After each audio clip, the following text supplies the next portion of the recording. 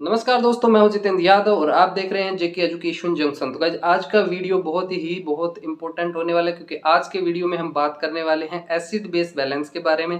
Acid base balance हमारे body के जो इंटरनल एनवायरनमेंट है, होम्योस्टेसिस, उसको मेंटेन करने के लिए बहुत ही ज़्यादा जरूरी होता है। इसमें इम्बैलेंस की वजह से बहुत सारे एबनॉर्मलिटीज हो सकती है, जैसे metabolic acidosis, metabolic alkalosis, respiratory acidosis, respiratory alkalosis, ऐसे प्रकार की असामान्यताएं हो सकती हैं।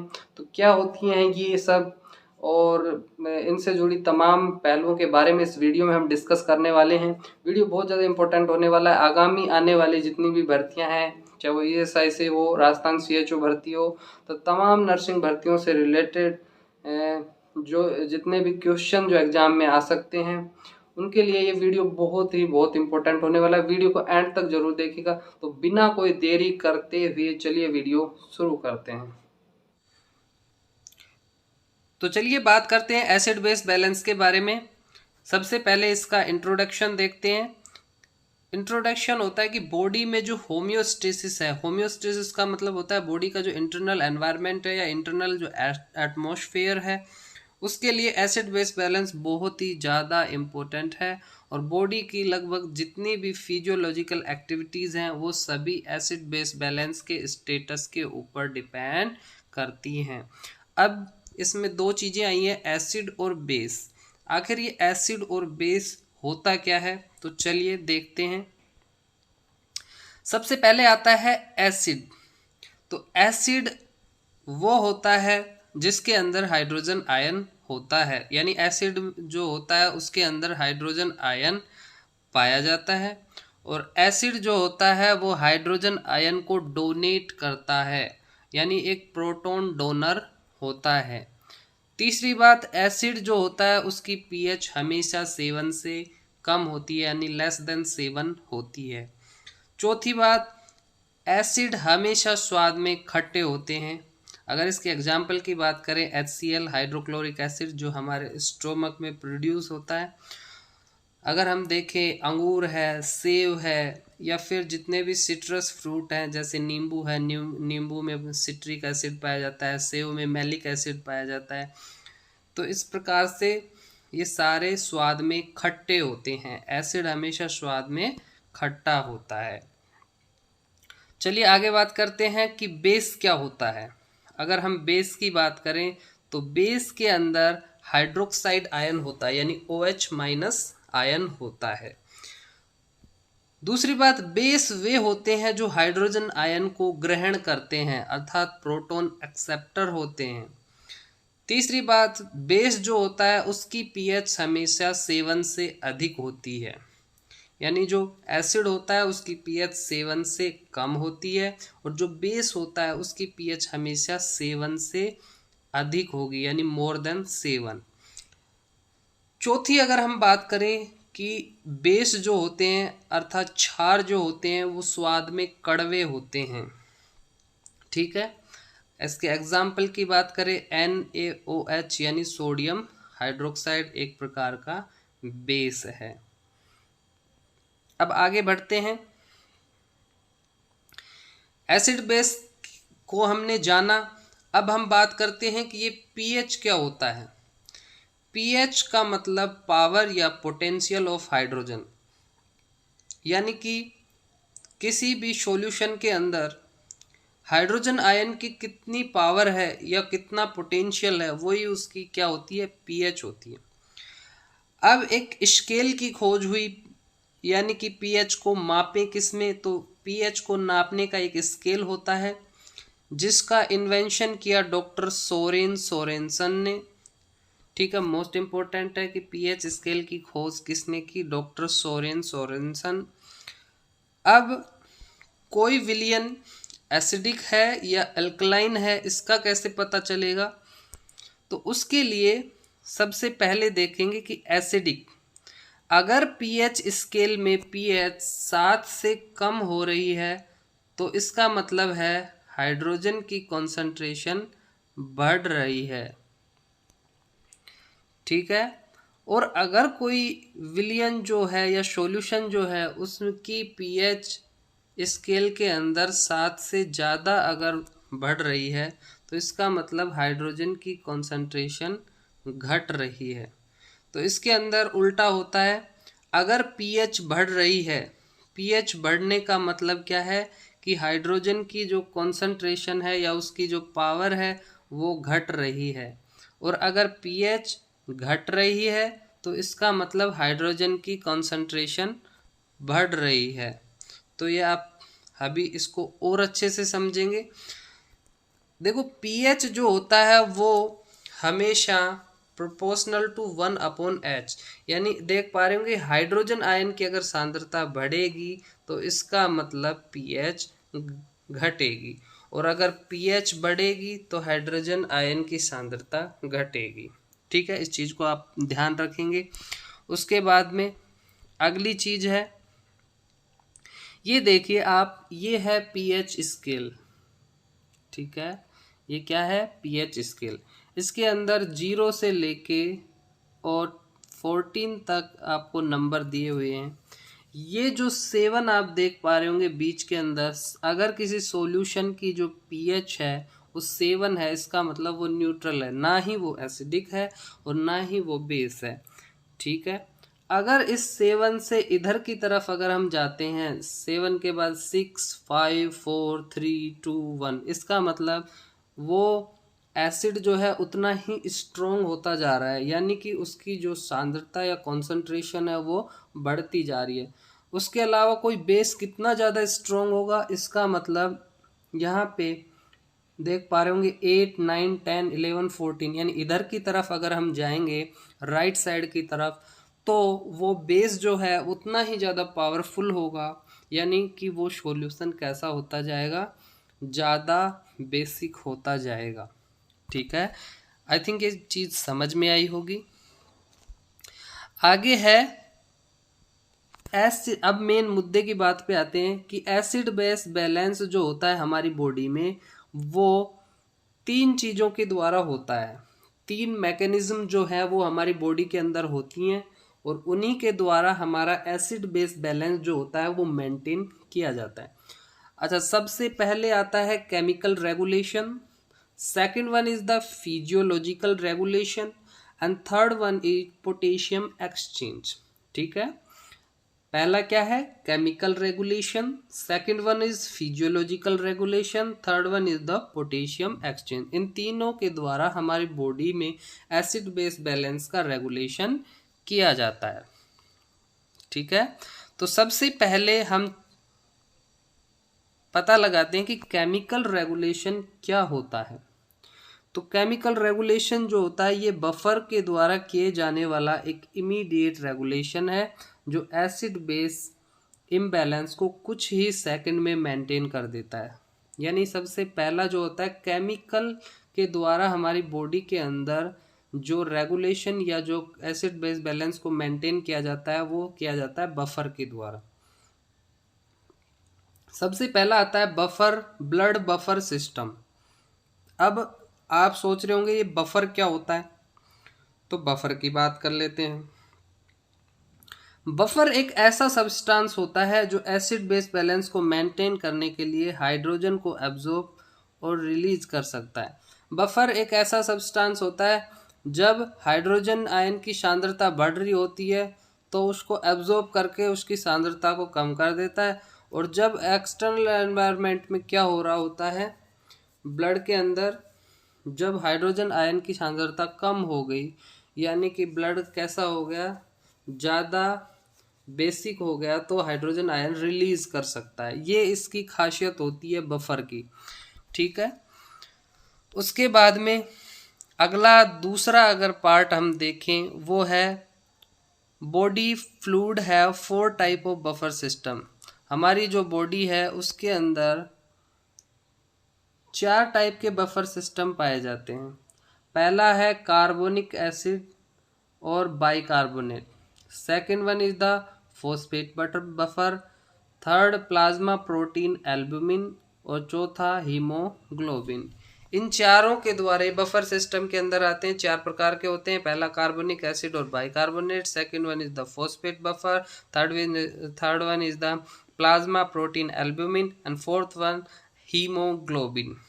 ठीक है, सबसे ज़्यादा आप ये डायग्राम में देख पा रहे होंगे बाइकार्बोनेट जो होता है वो सबसे ज़्यादा 51%, उसके बाद हीमोग्लोबिन 35%, प्लाज्मा प्रोटीन उससे कम, और फिर फॉस्फेट सबसे कम जो होता है वो मेंटेन करता है। सबसे ज़्यादा बाइकार्बोनेट पाया जाता है 51%। ओके, उसके बाद में अगर हम बात करें बायो कार्बोनिक एसिड और बाइकार्बोनेट की, तो जैसे आप इस रिएक्शन में देख पा रहे होंगे कार्बन डाइऑक्साइड और H2O यानी जल, कार्बन डाइऑक्साइड और जल मिलके एक यौगिक बना रहे हैं जिसका नाम है H2CO3। ठीक है, H2CO3 जब टूटता है तो किस में टूटता है, H+ और HCO3- के अंदर टूटता है, यानी कि इसमें ये क्या होता है, टूट के हाइड्रोजन आयन रिलीज करता है। ठीक है, अब देखो अगर एसिडोसिस की कंडीशन है, यानी कि हाइड्रोजन की जो कॉन्सेंट्रेशन है वो बढ़ रही है, तो इसका मतलब ये कार्बोनिक एसिड जो होता है उसमें क्या करेगा, ये हाइड्रोजन को अब्जॉर्ब कर लेगा, हाइड्रोजन को अपने में जोड़ लेगा और हाइड्रोजन को जोड़ के H2CO3 बना देगा। अच्छा, अब देखो एल्कलोसिस की अगर कंडीशन हो जाए तो ये क्या करेगा, एल्कलोसिस की कंडीशन में क्या होगा, हाइड्रोजन की जो कंसंट्रेशन है वो घट रही है, तो क्या करेगा, ये टूट के H+ आयन रिलीज कर देगा। जैसे कि हमने पहले पढ़ा था कि H+ जितना ज़्यादा रिलीज होगा उतना ही ज़्यादा हाइड्रोजन आयन जितना रिलीज होगा ब्लड के अंदर उतना ही ज़्यादा क्या होगा, उतना ही ज़्यादा वो एसिडिक होगा, और अगर जितना कम होगा यानी ये एब्जॉर्ब कर लेगा तो फिर वो क्या मेंटेन करके बेसिक नेचर कर देगा। तो ये सिस्टम जो होता है वो मेंटेन करता है पीएच को 7.4 with ratio of 20 parts bicarbonate HCO3- to 1 part of carbonic acid. ठीक है, यानी ये हमारे ब्लड के जो पीएच है उसको 7.4 जो होती है उसको मेंटेन करके रखता है। अगली बात अगर हम देखें, जो बाइकार्बोनेट है और जो कार्बोनिक एसिड है उसका रेशियो की अगर हम बात करें 20:1 होता है, यानी 24 मिली इक्विवेलेंट पर लीटर, रेशियो 1.2 मिली इक्विवेलेंट पर लीटर ये होता है।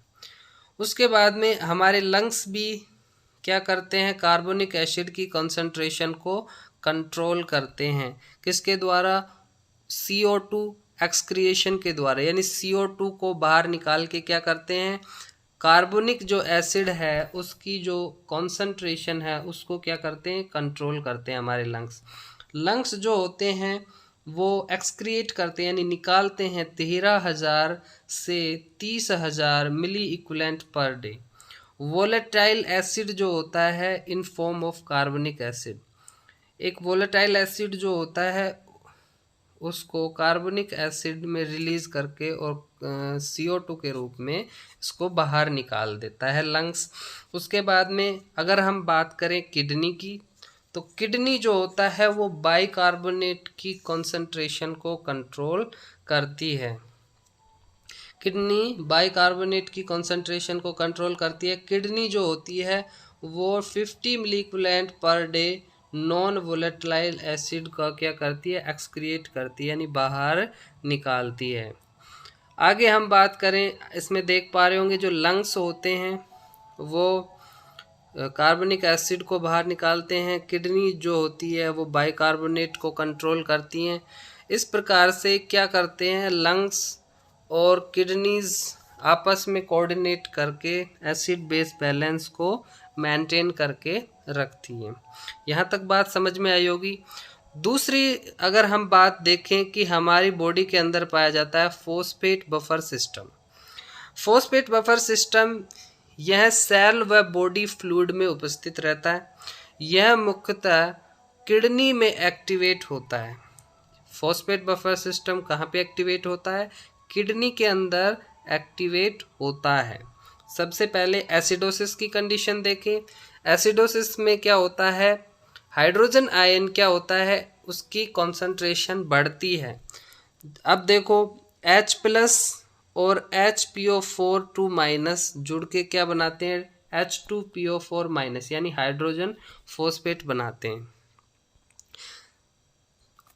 अब जब ब्लड के में हाइड्रोजन आयनों की सांद्रता बढ़ रही है, ब्लड में हाइड्रोजन आयन की संख्या बढ़ रही है, पीएच घटती है, तब हाइड्रोजन आयन H+ और फॉस्फेट आयन को स्वीकार करता है, यानी कि अपने में जोड़ता है, और ब्लड में हाइड्रोजन तथा हाइड्रोक्साइड आयन की कॉन्सेंट्रेशन के बीच को मेंटेन करके रखता है। ठीक है। उसके बाद में एल्कलोसिस की अगर कंडीशन मिले तो इसमें क्या होता है, एल्कलोसिस में क्या होता है, हाइड्रोजन आयन की कॉन्सेंट्रेशन घटती है, तो क्या होता है, H2PO4- हाइड्रोजन आयन रिलीज करता है और HPO4- यानी मोनो हाइड्रोजन फॉस्फेट बनाता है। जब ब्लड में हाइड्रोजन आयन की संख्या कम होती है, ब्लड में हाइड्रोजन आयन की संख्या कम होगी, इसका मतलब पीएच बढ़ेगी। तब ब्लड में हाइड्रोजन आयन को बढ़ाने के लिए क्या करेंगे, डाई हाइड्रोजन फॉस्फेट आयन क्या करेगा, हाइड्रोजन आयन को रिलीज करेगा। समझ में आई बात। उसके बाद में अगला है plasma protein system, albumin.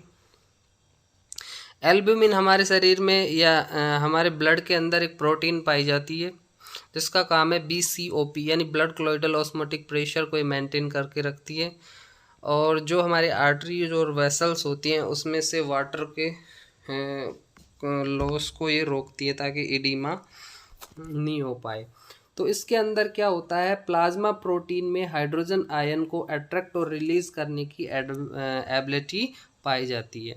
Plasma protein में हाइड्रोजन आयन को क्या करने की, अट्रैक्ट करने और उसको रिलीज करने की खासियत पाई जाती है। मोस्ट इम्पोर्टेंट इंट्रासेलुलर जो बफर प्रोटीन जो होते हैं एक्सट्रीमली एब्डेंट इन सेल। उसके बाद में अगर हम बात करें हीमोग्लोबिन सिस्टम की, हीमोग्लोबिन सिस्टम जो होता है ये पेरिफेरल टिश्यू में पाया जाता है।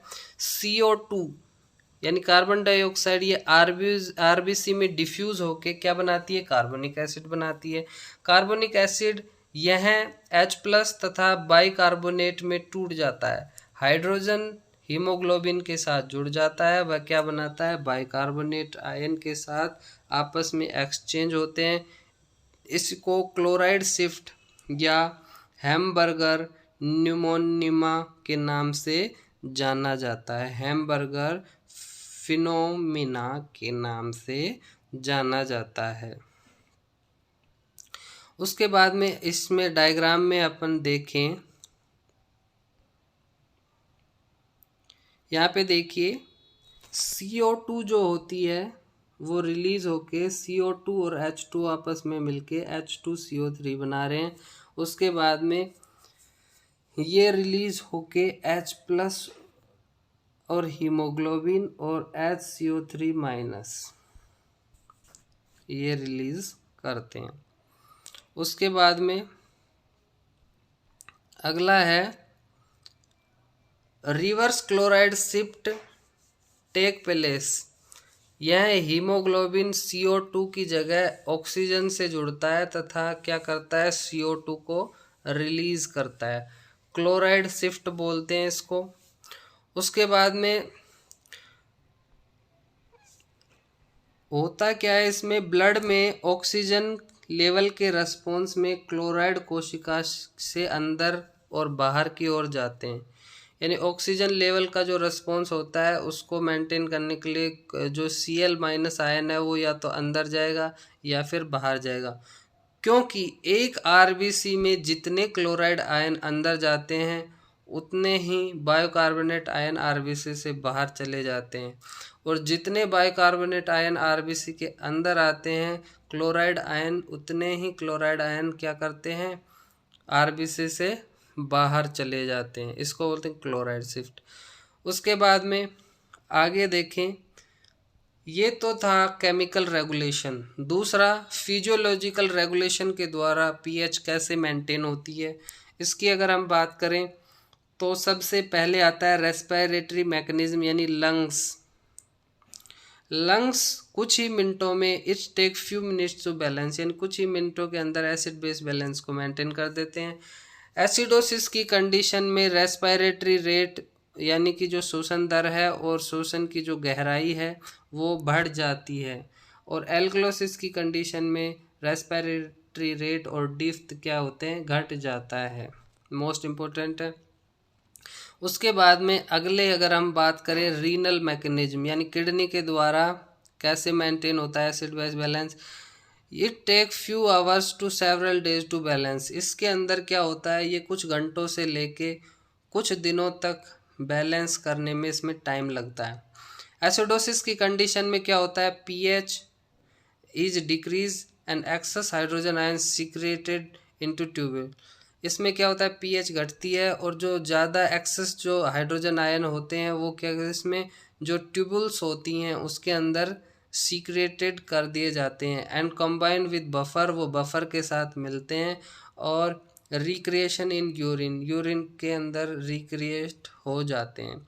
उसके बाद में एल्कलोसिस की कंडीशन के अंदर पीएच जो होती है बढ़ती है और एक्सेस बायोकार्बोनेट जो होते हैं वो क्या किए जाते हैं, सीक्रेट किए जाते हैं इनटू ट्यूबुल्स एंड कंबाइंड होते हैं सोडियम के साथ और यूरिन के थ्रू क्या किए जाते हैं, एक्सक्रिएट कर दिए जाते हैं। ये इसके द्वारा क्या होता है, रीनल मैकेनिज्म के द्वारा एसिड बेस बैलेंस इस प्रकार से मेंटेन होता है। उसके बाद अगर हम बात करें पोटेशियम एक्सचेंज की, पोटेशियम एक्सचेंज के अंदर देखिए ये नॉर्मल कंडीशन है, यानी कि इसके अंदर के पोटेशियम और हाइड्रोजन आयन की सांद्रता देख पा रहे होंगे, ये इस प्रकार होती है नॉर्मल कंडीशन।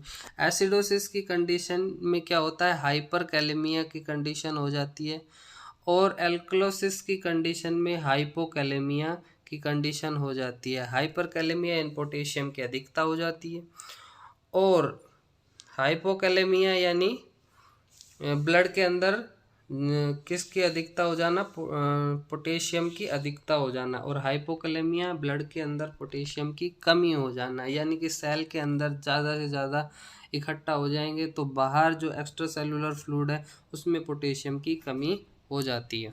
अब इसको अच्छे से और समझते हैं। एल्कलोसिस जो होता है, एसिडोसिस जो होता है उसमें एक्स्ट्रा सेलुलर फ्लूइड में हाइड्रोजन आयन की मात्रा बढ़ जाती है। जब hydrogen ion extra cellular fluid से इंट्रासेलुलर फ्लूइड में जाने लगता है तो इंट्रासेलुलर फ्लूइड की जो इलेक्ट्रिकली जो न्यूट्रल बनाए रखने के लिए पोटेशियम आयन क्या करता है, सेल से बाहर आ जाता है और हाइपरकैलेमिया की कंडीशन उत्पन्न हो जाती है। दूसरी बात, एल्कलोसिस देखें तो एल्कलोसिस की कंडीशन में एक्स्ट्रा सेलुलर की तुलना में इंट्रासेलुलर फ्लूइड में हाइड्रोजन आयन ज़्यादा होते हैं और इंट्रासेलुलर फ्लूइड में हाइड्रोजन आयन होने के कारण हाइड्रोजन इंट्रासेलुलर फ्लूइड से एक्स्ट्रा सेलुलर फ्लूइड में जाने लगते हैं। इंट्रासेलुलर फ्लूइड की जो इलेक्ट्रिकली जो न्यूट्रल बनाए रखने के लिए पोटेशियम जो होता है वो बाहर से सेल के अंदर जाने लगता है, यानी एक्स्ट्रा सेलुलर फ्लूइड से इंट्रासेलुलर में मूव करने लगता है। अब बाहर एक्स्ट्रा सेलुलर फ्लूइड में क्या होता है, पोटेशियम की कमी हो जाएगी तो इसी को कहते हैं हाइपोकैलेमिया की कंडीशन प्रोड्यूस हो जाएगी। उसके बाद में अगली अगर हम बात करें, इसको याद रखेंगे एल्कालोस। याद करने की ट्रिक क्या है, एल्कालोस यानी के का लोस। के का लोस मतलब हाइपोकैलेमिया।